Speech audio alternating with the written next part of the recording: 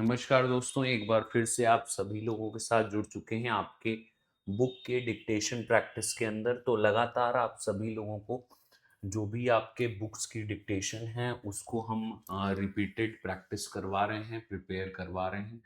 तो आप सभी लोगों को जो डिक्टेशंस हैं वो देखने को मिल रही होंगी कि आपकी आज क्लास 10 है। तो क्लास 10 में लगभग इसके पहले हम लोगों ने 23-24 डिक्टेशन प्रैक्टिस कर ली है और आप सभी लोगों को आसानी से चीज़ें समझ में आ रही होंगी, कैसे क्या करना है, कैसे क्या लिखना है। इन सभी चीज़ों के लिए डिटेल में हम आपको समझा रहे हैं, बता रहे हैं। तो आप लोगों को बस इन क्लासेस की प्रैक्टिस करनी है, डिक्टेशंस को लिखना है कम से कम 3 से 4 बार और रीड ज़रूर करना है ताकि आप लोगों को राइटिंग एंड रीडिंग दोनों में कोई कन्फ्यूजन ना हो, दोनों में कोई समस्या ना हो। तो आप सभी लोग जो है इस सेशन को सभी सेशंस को सही से प्रैक्टिस करें क्योंकि ये आपके लिए काफ़ी हेल्पफुल होंगे। जब आप मैगज़ीन पे जाओगे तो आपको ये नहीं सोचना पड़ेगा कि आखिरकार हमें जो है डिक्टेशन लिखनी कैसे है या क्या करना है। इस तरीके की कन्फ्यूजन आपको नहीं आएगी। तो चलिए आज के अपने क्लास 10 की डिक्टेशन हम लोग लिखेंगे और आज के सेशन में हम अपनी 2 डिक्टेशंस को कवर करेंगे। एक हमारा जो है डिक्टेशन नंबर 25 है। इसको हम लोग सबसे पहले 25 वाली डिक्टेशन को कवर करेंगे।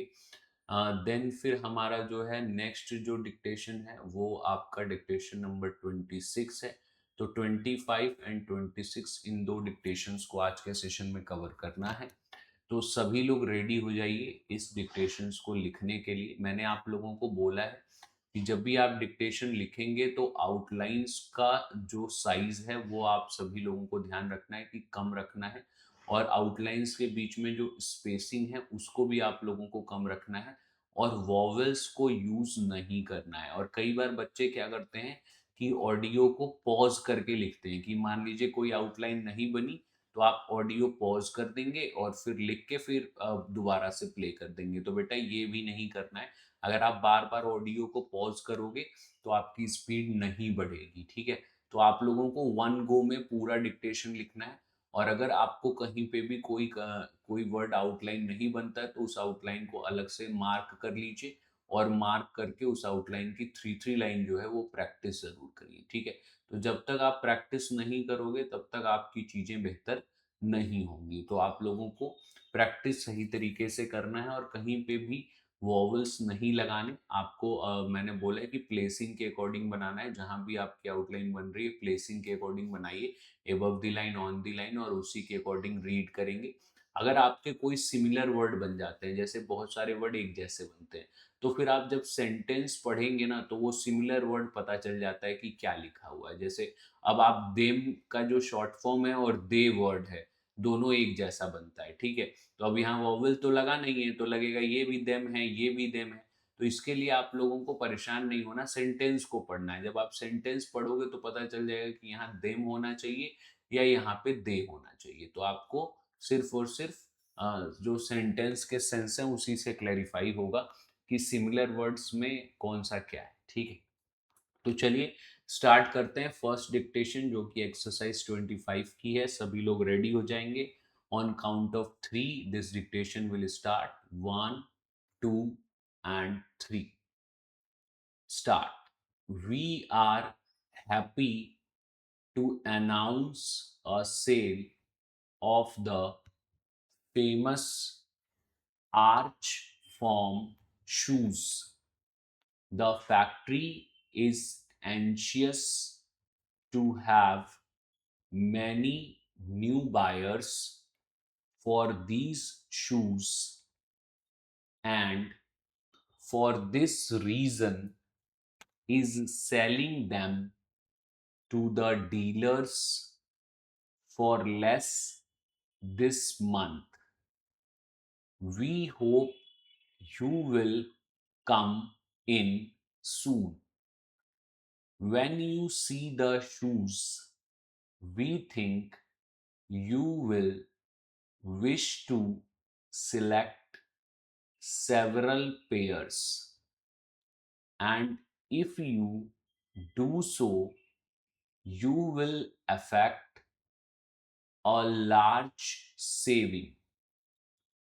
we know of no similar value,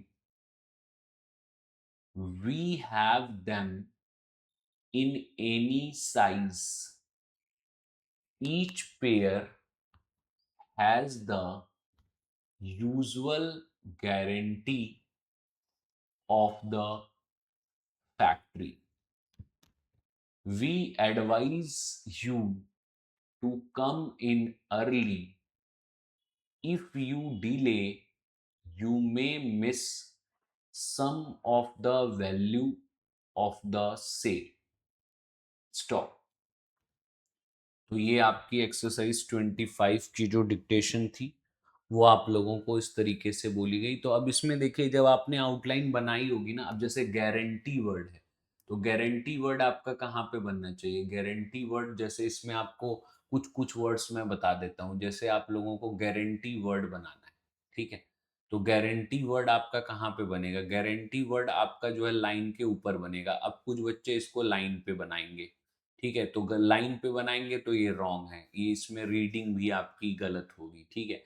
और जैसे आपका आर्च वर्ड है, तो आर्च वर्ड में अपवर्ड आ रहेगा, क्यों? क्योंकि च के पहले आर है, ठीक है? तो अपवर्ड आ रहेगा। इसमें आपका फैक्ट्री वर्ड है, तो फैक्ट्री वर्ड में एफ के टी लाइन के ऊपर रहता है एफ। अब इसमें क्या होता है कि आप लाइन पे बनाते हो तो वो भी मिस्टेक है, ठीक है? तो इस तरीके की जो चीज़ें हैं, जैसे आपका सिमिलर वर्ड है, तो सिमिलर वर्ड आपका इस तरीके से बनता है। अब इसमें कुछ बच्चे जो हैं अपवर्ड आर बना देते हैं।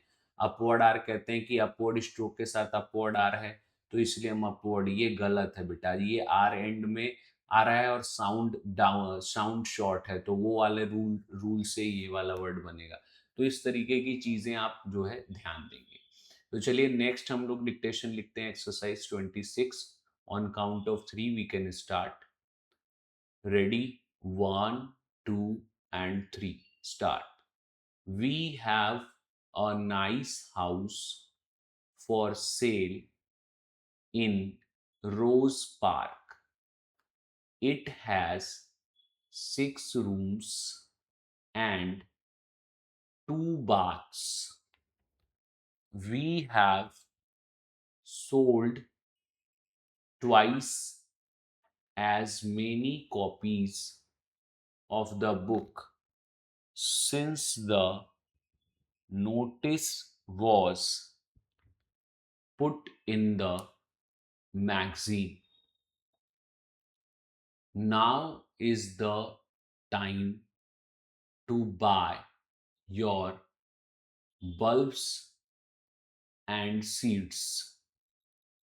The soil is ready for them. We have many choice varieties on sale, and we hope you will come in and choose some. He said the city would have to raise the oil tax or else levy a sales tax. I shall be in your city on Tuesday, 20th March, and I should like to speak to you if you can spare a few minutes. I am leaving the city on Tuesday. I shall be sorry to miss you, but I have no choice. Our cashier daily takes the checks which come in the mail to the bank. Bill has to pay the check into the bank on Saturday when he leaves the office. On Saturday, we are having a special sale of boys suits. Stop. तो ये आपका exercise 26 की जो dictation थी वो भी आपकी complete हो गई। तो इस तरीके से हम लोगों ने जो है इसमें एक्सरसाइज 25 एंड 26 बोर्ड्स डिक्टेशन को प्रैक्टिस करा। अब इसमें आपको ऐसे वर्ड्स जो भी लगते हैं जो कि आपके लिए टिपिकल बन रहे हैं, जिनको कि आप नहीं बना पा रहे हो, तो आप लोगों को ऐसे वर्ड्स को रेक्टिफाई करके और इनकी जो है प्रैक्टिस कर लेनी है। जो भी आपको टिपिकल वर्ड्स लग रहे हैं उनको आपको अलग से, जैसे आपका मान लीजिए एक ये आपका कैशियर वर्ड है, ठीक है, आपका ये जो है सेल्स वर्ड है, मैगजीन वर्ड है, ठीक है, जो आपका ट्वाइस वर्ड है, जो भी आपको आउटलाइंस आपसे तुरंत नहीं बन रही है या जो टिपिकल लग रही है उनको आप अलग से लिख के उनकी आप 3 लाइन प्रैक्टिस कर लो, जिससे कि ये आउटलाइंस फास्टर बने, जल्दी से बने और आप लोग जो है इन डिक्टेशंस को जल्दी से लिख पाओ। और आप सभी लोगों को डिक्टेशन लिखने के बाद रीड ज़रूर करना है।